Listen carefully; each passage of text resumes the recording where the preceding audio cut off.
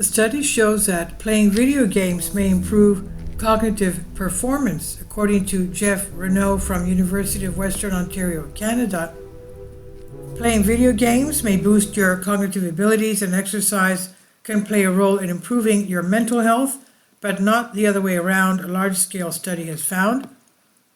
The surprise findings are part of the Brain and Body study,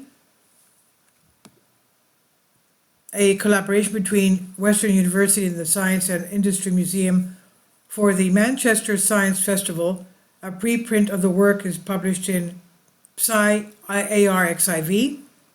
More than 2,000 participants from around the world registered for the study, which asked them to complete a lifestyle survey, followed by Crayos online brain games that accurately measured different aspects of cognition, such as memory, attention, reasoning, and verbal abilities.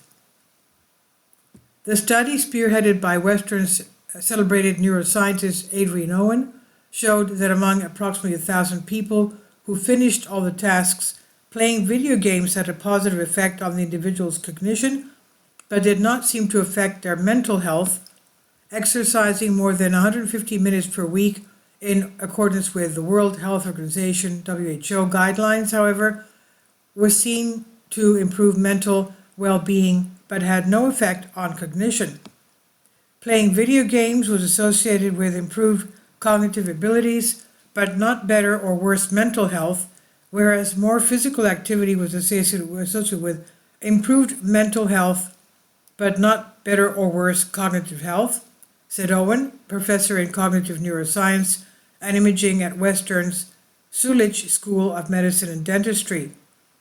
According to results of the study, people who frequently play video games, 5 or more hours per week for a single type of game, performed cognitively on average like people who were 13.7 years younger. Individuals who engage frequently with video games, less than 5 hours per week across all kinds of games, performed like people 5.2 years younger. In terms of mental health, participants who met or exceeded the WHO recommendations of 150 minutes of physical activity per week were 12% more likely to report having no symptoms of depression and 9% more likely to have no symptoms of anxiety. The data also suggested that these differences in mental health were not driven by the severely depressed or anxious individuals in the study, but rather physical activity made the greatest difference at the lower end of both scales, where symptoms were either mild or absent altogether.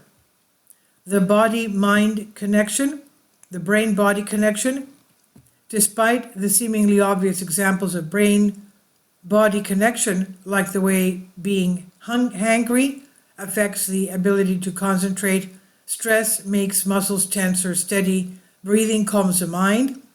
Relatively little is understood about how brain and body affect each other. Completing the survey helped the Western team build a better understanding of how lifestyle relates to the long-term health of our brains. The results of this study could help all of us to choose activities that promote healthy cognitive aging, Owen said. Details of the findings will be presented by Owen at the Science and Industry Museum October 19. That's tomorrow, as part of the Manchester Science Festival, running from October 18 to 27. Visitors to the festival will also have the opportunity to take part in a pilot study to follow up these results. And while the online survey focused on long-term effects, the Western team will be inviting festival goers to help them in a pilot study to examine short-term improvements to cognition as a result of exercise and gaming. Owen will also provide community the commentary about how the brain handles sound and light within an artistic commission for the festival by the Squid Soap Collective. Inspired by the work of Piet Mondrian, State of Mind is a three-dimensional arrangement of LED lights within an intriguing and informative soundscape. And this is from University of Western Ontario on Medical Express. Please leave your comments and thank you for your support.